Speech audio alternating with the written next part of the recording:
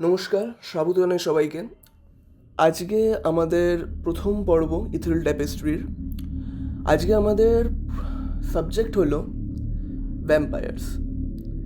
আমরা সাধারণত অনেক জায়গায় শুনেছি ভ্যাম্পায়ার্সদের কথা, অনেক কার্টুনও দেখেছি যেমন ট্রান্সিলভেনিয়া একটা তাদের মধ্যে। তারপর এই নতুন একটা মুভি বেরোলো যেটার নাম থামা, সেটাতেও ভ্যাম্পায়ার্সদের নানা দিক দেখানো হয়েছে। তো দাদা, তোমার কি মনে হয় ভ্যাম্পায়ার্সটা কি? আহ, মানে একদম ফ্র্যাঙ্কলি স্পিকিং, ভ্যাম্পায়ার্স হচ্ছে আপনারা যে মানে জানবেন যে এখানে ভূত প্রেতের মধ্যে ক্যাটাগরিতে কনসিডার করা হয়। ভ্যাম্পায়ার্সকে টিপিক্যালি একটা আনডেড ক্যাটাগরিতে কনসিডার করা হয়, মানে এমন বিং যাদের মধ্যে মানে আত্মা নেই কোনো, দে আর ডেড অলরেডি, কিন্তু মানে কোনো কারণে ওদের মধ্যে আত্মা চলে আসে। আর তারা হচ্ছে তারপরে ওদের একটা মানে হিউম্যান লাইফ বডির একটা মানে পার্ট যেটা ওদের লাগে ওই লাইফটাকে কন্টিনিউ করার জন্য, মানে লাইফ আফটার ডেথ যাকে বলা হয়। তো সেই হিসাবে ওটাকে ব্লাড বলেছে, ব্লাড সাগার হিসাবে ওরা পরিচিত। আপনি দেখে থাকবেন যে আগেকার সময় আইরিশ টেক্সটে কার্মিলা বলে একটা টেক্সট আছে, সেখানে ভ্যাম্পায়ার্সদের একটা মানে ভিভিড একটা ডিসক্রিপশন দেওয়া, যেখানে ওদেরকে মানে মেন রোলটা ওদের হচ্ছে আনডেড আর ওরা ব্লাড সাকার্স। এবার পরে আরও ওইটার মধ্যে অ্যাডিশন করা হয়েছে আপনার ব্র্যাম স্টকারের ড্র্যাকুলা আসার পর থেকে, যেখান থেকে মানে ভ্যাম্পায়ারদেরকে শেপ করা হয়েছে, যে মানে ক্রস দেখলে ভয় পেয়ে যায়, গার্লিক থেকে প্রবলেম হয়, এই সব জিনিসগুলো পরে এসেছে, অনেক পরে। আর এই রিসেন্টলি আমরা দেখছি যে যে ম্যাডক হরর ইউনিভার্স ওনারা কাজ করছেন ইন্ডিয়ান মাইথোলজিকে নিয়ে। সেখানে হচ্ছে এই বেতালের যে মিথোলজি ছিল, আমরা জানি যে বেতাল পচ্চিসি বলে একটা বই ছিল, যেটা মানে কনসিডার করা হয় যে মানে ভূতেরাই নাকি লিখেছে। সেখানে এই বিক্রম বেতালের যে গল্পগুলো, সেখানে ওই বেতালটাকেই ওরা ভ্যাম্পায়ার হিসেবে কনসিডার করেছে। আর সেটাই হচ্ছে মা কালীর সাথে একটা মিথোলজিক্যাল একটা লিঙ্ক আছে, যখন ওই যে রক্তবীজের যুদ্ধ তাই দেখানো হয়েছে। এখন এই ট্রান্সলেশনটা যে বেতালটা ভ্যাম্পায়ার হিসাবে, এইটা অরিজিনালি ইন্ডিয়ান নয়, কারণ যখন ব্রিটিশরা এসেছিল আমাদের মানে কলোনিয়াল ইন্ডিয়া যখন ছিল ব্রিটিশ রাজে, তখন এই বিক্রম অ্যান্ড বেতাল যেটা ছিল এটাকে ট্রান্সলেট করা হয়েছিল। একজন ব্রিটিশ সাহেবই সেটাকে ট্রান্সলেট করেছিলেন আর নাম দিয়েছিলেন বিক্রম অ্যান্ড দি ভ্যাম্পায়ার। তো সেখান থেকে বেস কনসেপ্টটা আসে। আচ্ছা, তো দাদা তুমি এক্ষুনি বললে যে বিক্রম বেতালের যে কনসেপ্টটা আছে ওখান থেকে ভ্যাম্পায়ারের জিনিসটা এসছে। তো সেইটা যদি হয়ে থাকে তাহলে আমরা ছোটোবেলায় অনেক অনেক জায়গাতেই পড়েছি এই বিক্রম বেতালের গল্পতে, যে বেতাল শুধু বিক্রমের কাঁধে চেপেছিল, মানে রক্ত টক্ত খাওয়ার সেরকম তো কোনো একটা ব্যাপার আমি শুনিনি। কিন্তু ভ্যাম্পায়ার্সে এখন আমরা যেসব দেখছি তার মধ্যে দেখছি ভ্যাম্পায়ার্সরা রক্ত খায়। তো সেই জিনিসটা তো ঠিক ম্যাচ হলো না। তো সেই হিসাবে কি? না, সেটা ম্যাচ হয়নি ঠিকই, কিন্তু ওইভাবে আমাদেরকে ওইভাবে কনসিডার করলে হবে না। জিনিসটা হচ্ছে যে আমরা যখন দেখছি ওভারঅল জিনিসটা, মানে যখন হচ্ছে আমরা মানে আপনি চিন্তা করুন এটাকে একজন ব্রিটিশের, একজন ফরেনারের পার্সপেক্টিভে, ওদের ওখানে ভ্যাম্পায়ারদের গল্প প্রচারিত, রাইট? ওরা জেনে এসেছে ভ্যাম্পায়ার কি। এবার বেতাল জিনিসটা তাদের কাছে নতুন। তারা যখন এসে দেখেছে এরকম একটা মানে ঘোস্ট আর কি, যেমন একজন ভূত, যে মানে এরকম মানে সিমিলারিটি আছে। দেখুন, যেমন দুটো ভ্যাম্পায়ার আর বেতাল দুটোই কিন্তু ডেড বডিস, ঠিক আছে? ওরা পড়ে থাকে এভাবে যতক্ষণ না ওদের মধ্যে আত্মা ঢুকছে। ভ্যাম্পায়ারের ক্ষেত্রে ওরা রাত্রিবেলায় ওখান থেকে নিজের কফিন থেকে উঠে আসে, আর বেতালের ক্ষেত্রে যখন হচ্ছে বিক্রম ওর সাথে ইন্টারঅ্যাক্ট করছে, যখন কাঁধে নিচ্ছে, তখন বেতালে আত্মা ঢুকে যাচ্ছে তার মধ্যে। তো বেসিক্যালি এই জিনিসটাই ওরা হচ্ছে কনসিডার করেছে আনডেড। আর সবচেয়ে বড় কথা হচ্ছে তখনকার যে সমাজ ছিল, লোক ছিল, বেতালকে নিয়ে প্রচুর গল্প ছিল, মানে তখনকার সময় যে হিন্দু সমাজের মতো ওদের বিলিভসে। তো ওখানে এরকমও ছিল যে বেতালকে নিয়ে কি তান্ত্রিকরা মানে ইউজ করে অন্যদের ক্ষতি করতে পাঠায়। তো ওই হিসাবে একটা রক্তচুষার এলিমেন্ট ওখানেও চলে আসে। তো এই জিনিসটা ধরে ওরা হচ্ছে এটাকে করেছে। আর মাডক এটাকে করেছে যে মা কালী রক্তবীজের যেই লিঙ্কটা করে দিয়েছে, এখন সেইখানে হচ্ছে বেতালদেরকে ইনক্লুড করেছে। এবার মিথোলজিক্যালি ওরিয়েন্টেড কারেক্ট, কিন্তু বেতাল কথাটা ওখানে হচ্ছে ওইভাবে ইউজ হয়নি, কোথাও কোথাও ইউজ হয়েছে, কারণ কি ইন্ডিয়ান মিথোলজির অনেক কয়টা ভার্সন আছে চারপাশে। তো সেখান থেকে হচ্ছে এই জিনিসটা জেনারেট করছে। ভ্যাম্পায়ার্স টিপিক্যালি মানে যেমন আমরা আজকে দেখি, আজকে যেমন ভ্যাম্পায়ার্সের সাথে গ্ল্যামারটা অ্যাড হয়ে গেছে খুব বেশি করে। তখনকার সময় সেটা ছিল না, তখন মানে ভ্যাম্পায়ার্সদেরকে দেখানো হয়তো মানে একটা, আপনি শুনে থাকবেন যে নসফেরাটু টাইপের, মানে হচ্ছে হ্যাঁ দেখতে কুৎসিত আর কি, ঠিক আছে। তো সেইটা হচ্ছে বেসিক কনসেপ্ট ছিল।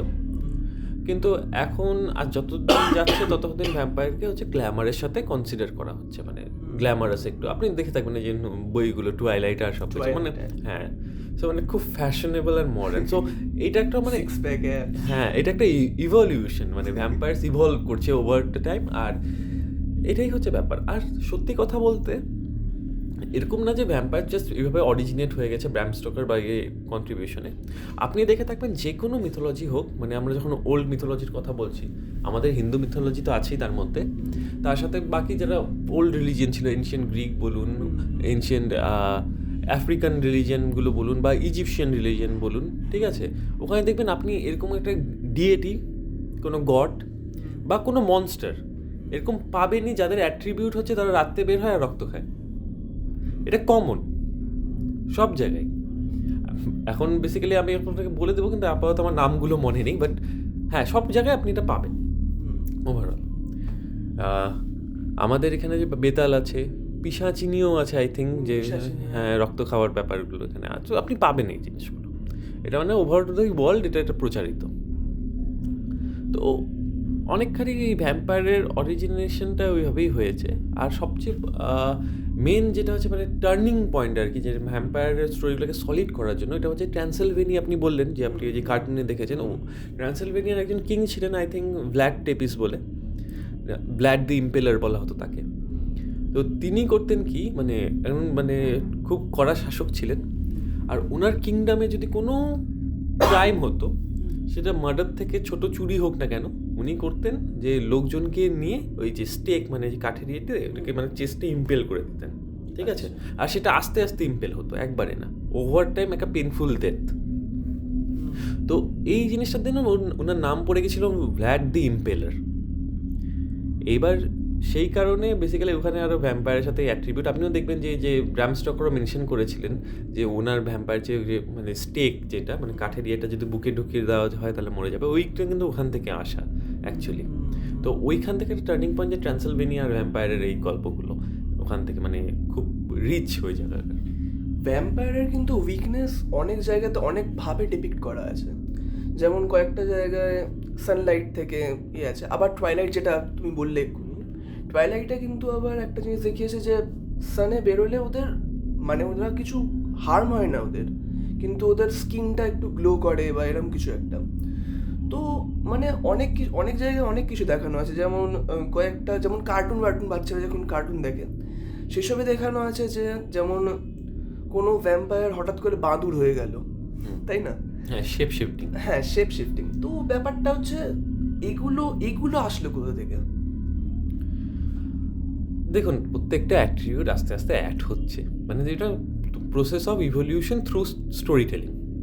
বাট একটা গল্প আছে মানে বলছে কেউ, তো যে যেভাবে বলছে, মানে যেমন আমি বলছি, এবার যেমন এখানে এখন ভ্যাম্পায়ারের কনসেপ্টটা যখন ইন্ডিয়াতে আসলো, আমরা বেতালের সাথে অ্যাট্রিবিউট করে দিলাম, আমরা মা কালীর এলিমেন্ট ঢুকিয়ে দিলাম। সিমিলারলি এখন এই যখন গল্পটা যখন আফ্রিকায় যাচ্ছে, ওদের যে লোকাল মিথ আছে, যেটা হচ্ছে ব্লাড সাকার হিসাবে যে লোকাল মিথগুলো, তো ওইখানে ওদের যা অ্যাট্রিবিউট আছে ওরা সেটা অ্যাড করে দিল। তারপরে সেটাই আবার অন্য কোথাও গেল, ইউরোপের অন্য কোনো একটা মানে এমন রিমোট জায়গায় যেখানে ওদের একটা মিথ আছে, তো ওইখানে ওরা এটা অ্যাড করে দিল। ওভার দ্য টাইম গ্লোবালি যখন ঘুরছে এক একটা জিনিস এরকম অ্যাড হয়ে যাচ্ছে।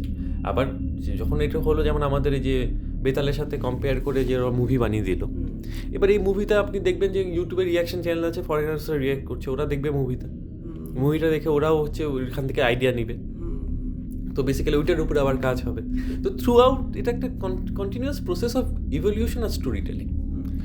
এমনকি অনেক জায়গাতে দেখিয়েছেন, যেমন আমি লাস্ট কয়েকদিন আগে আমি একটা মুভি দেখেছিলাম নসফেরাটু বলে, ওর মধ্যে দেখিয়েছে আবার অন্য একটা কনসেপ্ট, ভ্যাম্পায়ার যেটা ছিল সেটা প্লেগ আনছে, ঠিক আছে, মানে ওটার সাথে। আর তুমি যেরকম বললে প্রথমবারে যে ভ্যাম্পায়ারদেরকে মানে অ্যাকচুয়ালি ওদেরকে খারাপ দেখতে ছিল, তো ঠিক সেই রকমই নসফেরাটুতেও দেখিয়েছে, প্লাস এই প্লেগের কনসেপ্টটা এসছে। হ্যাঁ, না সেটা তো অবশ্যই, কারণ এখন কারেন্টলি মডার্ন ভ্যাম্পায়ার নিয়ে যখন আমরা কথা বলছি, আমাদেরকে এটা ধরেই নিতে হবে যে ভ্যাম্পায়ারদের মধ্যে কিছু ক্যাটাগরি আছে। নসফেরাটু তার মধ্যে একটা ক্যাটাগরি, মানে ওদের মানে পাওয়ার্স আছে, আবার ওদের একটা কার্সও আছে। কার্সের যে ব্যাপারটা হচ্ছে সেটা হচ্ছে ওদের দেখতে কুৎসিত এই ক্ষেত্রে, নসফেরাটুর ক্ষেত্রে। এবার যদি আপনি এই ক্যারেক্টারগুলোর মধ্যে ভালো আরও ডিপ ঢুকতে চান, তাহলে আমি সাজেস্ট করব যে একটা গেম অনেক আগে তৈরি করা হয়েছিল, এখন রিসেন্টলি আরেকটা মানে ওর সেকেন্ড ভার্সন বেরিয়েছে, ব্লাড লাইন্স বলে। এখন এই ব্লাড লাইন্সের মধ্যে ওরা করেছে কি, মানে ভ্যাম্পায়ার্সে আলাদা আলাদা এরকম গ্রুপিংয়ে ক্রিয়েট করেছে, মানে প্রত্যেকটা গ্রুপের কিছু বৈশিষ্ট্য থাকবে। হ্যাঁ, বৈশিষ্ট্য থাকবে, কিছু অ্যাবিলিটিস থাকবে আর কিছু কার্স থাকবে। তো বেসিক্যালি এইভাবে ওরা ক্রিয়েট করেছে। আর এটা আমি যখন আমরা ভ্যাম্পায়ার নিয়ে বলছি ওভারঅল জনরাটা, আই থিঙ্ক যতগুলো মিডিয়া আছে, গেমস হোক, মুভিস হোক, লিটারেচার হোক, আর কার্টুনস, এনিথিং যাই হোক না কেন, সব কিছু আমরা কনসিডারেশনে নিব যখন আমরা ওভারঅল এটা নিয়ে আলোচনা করবো। তাই বলছি যে ওখানে একটা ভালো কনসেপ্ট প্রোভাইড করা আছে, যে এখন আর ভ্যাম্পায়ার্সরা ওই একঘেয়ে ভ্যাম্পায়ার্স বলে একটা জিনিসকে কনসিডার করছি ওরকম আর নেই, এখন এটা ডিফারেন্ট স্টেমে ভাগ হয়ে যাচ্ছে আস্তে আস্তে। তো সেটাই, এখন একটা নতুন কনসেপ্ট এসেছে যে ড্যাম্পায়ার বলে। আচ্ছা, সেটা হচ্ছে মানে হাফ ভ্যাম্পায়ার, মানে আধা ভ্যাম্পায়ার আধা হিউম্যান। মানে আপনি যেমন যে ব্লেডে হাইব্রিড টাইপের, আপনি যেমন দেখবেন যে ব্লেডে ডে ওয়াকার বলছে, তো ওই যে ওরকম কনসেপ্ট আর কি, ড্যাম্পায়ার টাইপের।